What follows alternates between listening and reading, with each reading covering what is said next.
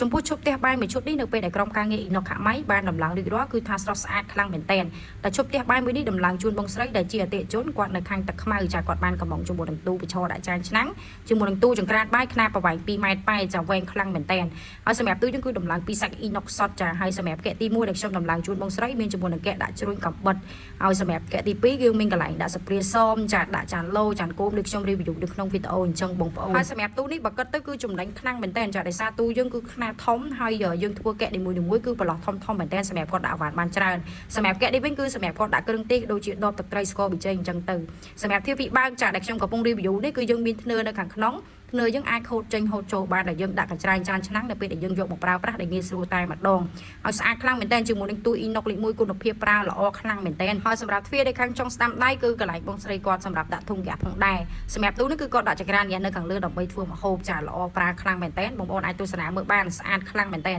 បើសិនជាបងប្អូនមានចំណាប់អារម្មណ៍ដូចក្នុងវីដេអូដែលខ្ញុំថតបង្ហាញអាចសាកសួរព័ត៌មានលម្អិតពីខ្ញុំបានតាក់ទងតាម Page ផ្ទាល់ឬមួយក៏លេខ Telegram